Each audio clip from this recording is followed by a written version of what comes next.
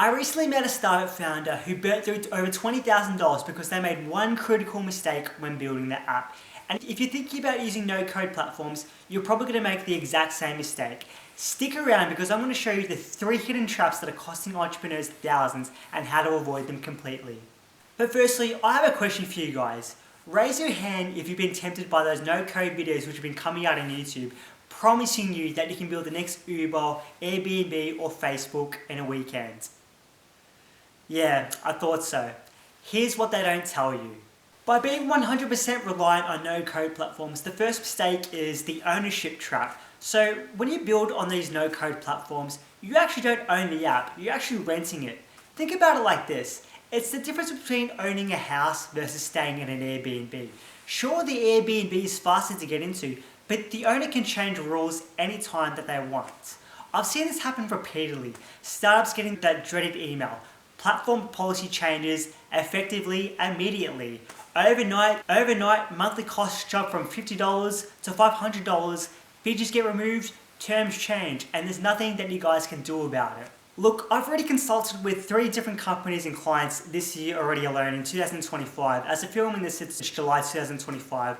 And they've had to completely rebuild because their no-code platform either changed their pricing, removed the features, or the company just disappeared. So that's just months of work and thousands of dollars down the drain because they were 100% reliant on the no-code platform.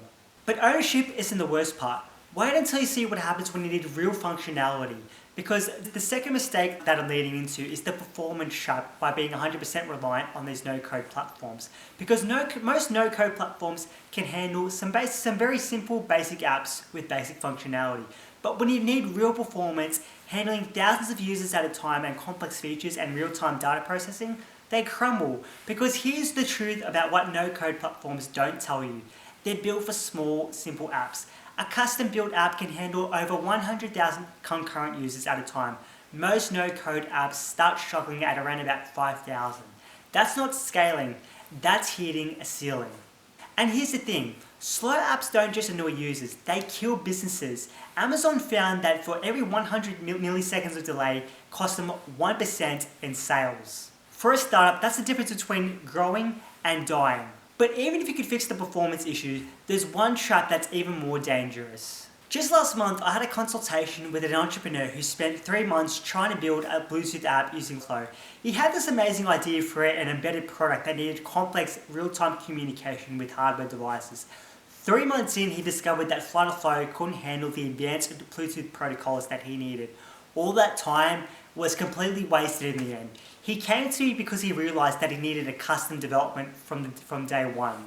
This just isn't about current features. This is about your ability to innovate. You know, what happens when new technologies emerge like AI APIs, IoT devices, blockchain integrations, and AR, VR capabilities? You're stuck waiting for your platform to maybe add support someday, and you don't know when it's going to be available soon.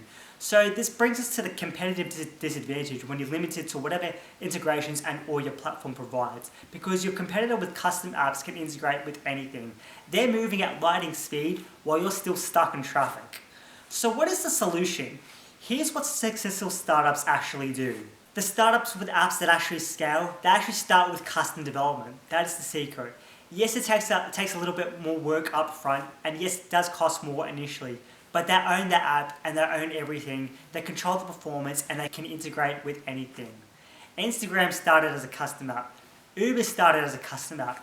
Airbnb was a custom app. Do you notice a pattern here with these billion-dollar apps? They weren't built on a no-code platform. Now before I end this video, I might be getting some negative comments and some hate mail in regards to bashing no-code platforms. Now I'm not bashing these no-code platforms and saying that they're terrible.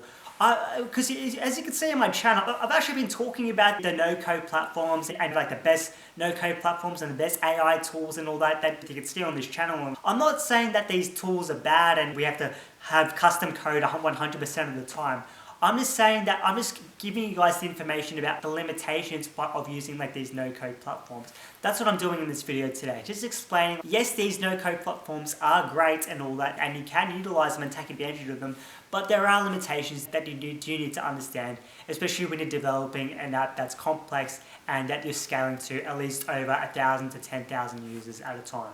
So if you don't want to become 100% reliant on these no-code platforms and you're looking to transition your app from a no-code platform to a customized solution that you 100% own, I can definitely help you out with that. Or if you're looking to develop your app from the ground up without using any of these no-code solutions, I can also help you out with that. What I would invite you to do is to click on the link below to book in a free call with me to discuss how I can personally help you bring your app vision to life in the shortest amount of time possible. The link is in the description below. Thank you so much for watching today's video, and I hope you guys get a lot out of it.